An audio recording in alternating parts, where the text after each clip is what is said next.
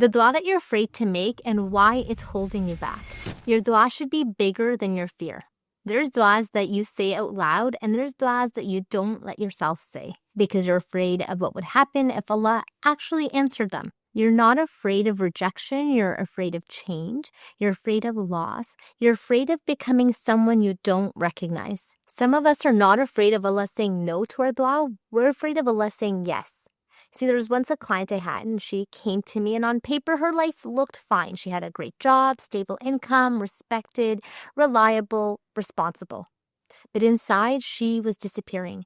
She was working in a role that took everything from her energy, her weekends, her sleep, her joy, and gave her back just enough to survive. How many of us can relate to that?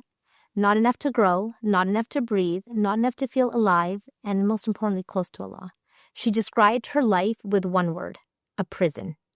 Every morning she woke up with this heaviness on her chest, not because the work was hard, but because her soul was tired of living a life that didn't belong to her. She was questioning her worth every day.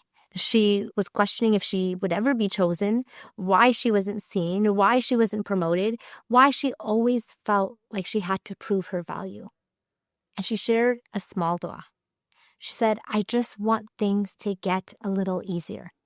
That was her dua, not freedom, not purpose, not a life that felt like it came from Allah, just easier. Because somewhere inside, she convinced herself, or she had already decided, that this is probably all Allah has for me. She wasn't asking for what she wanted. She was asking for what she thought she could survive.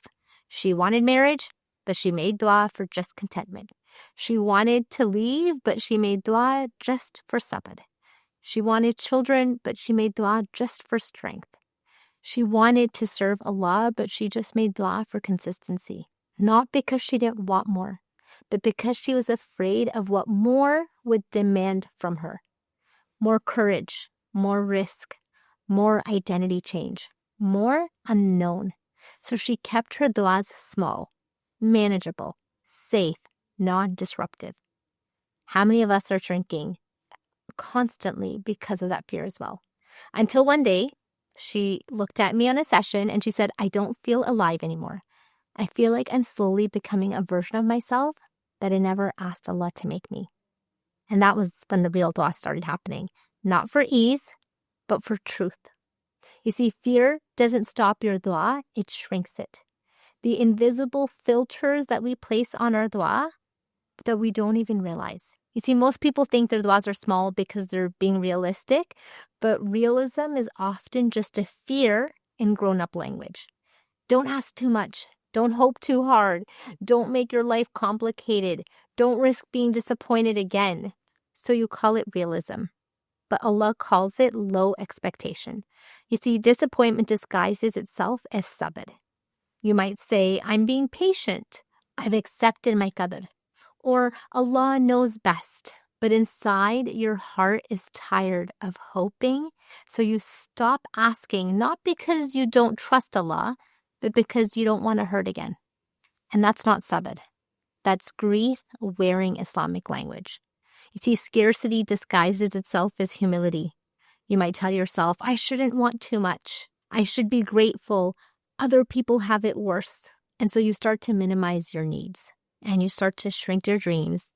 And you dim your desires, not because Allah asked you to, but because you're afraid to take up space in His mercy. But Allah is Al-Wasi, the vast, not the limited. Allah tells us something that should shake how we make dua. I am as my servant expects me to be. Your expectation shapes your relationship with Allah more than your words ever will. You can use the most beautiful duas and still expect very little. Allah responds to what your heart is actually expecting.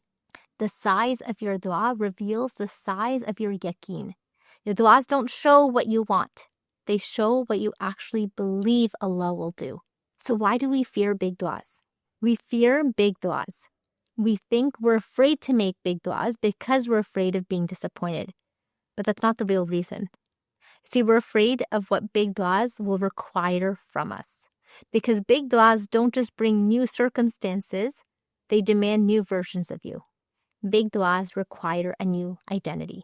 Ask yourself right now, if Allah were to answer all the du'as that you're making or have tucked away, would you be the person that's able to receive them? If Allah answered everything you're longing for, you would no longer be the tired one, the stuck one, the overlooked one, the one waiting. And that version of you, that has become familiar.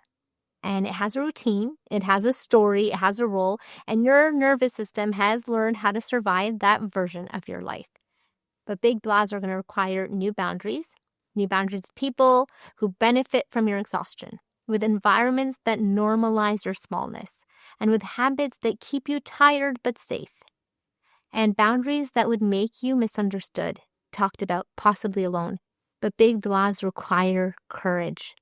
Courage as a believer to be seen, to fail in new ways, to live without hiding, and really the courage to stop blending in. Because most people are just comfortable, and they're comfortable being unseen and then being uncertain. But big du'as require new loss. There's going to be a loss of identity. There's going to be a loss of old comforts, a loss of old coping habits, and biggest one, a loss of old excuses. Loss of the familiar pain that lets us feel like things are predictable or in my control. Big du'as require new trust. Trust that Allah subhanahu wa ta'ala's rahmah won't destroy me. Trust that His generosity won't overwhelm you. Trust that you will become better than who you are. And that's where the fear lives, because the unfamiliar area and the mercy feels dangerous, but familiar pain feels controllable. So people choose pain, quietly and consciously and daily. We're all doing it. We cling to what hurts us because it's predictable. Allah's mercy feels risky and hope feels vulnerable because it would change us. And that's why big du'as feel scary. Not because Allah is untrustworthy, but because becoming new is. And this is where Visionaire exists. You see, most people don't need another dua list. They need their heart retrained to believe Allah again. They need to unlearn fear-based living and relearn what it means to move with Allah. This is where hearts become bold again, where duas become honest again, and where people stop bracing themselves and actually are positioned to start receiving Allah's blessings. So make the dua that you're afraid to say, and that's the one that Allah's been waiting to hear from you.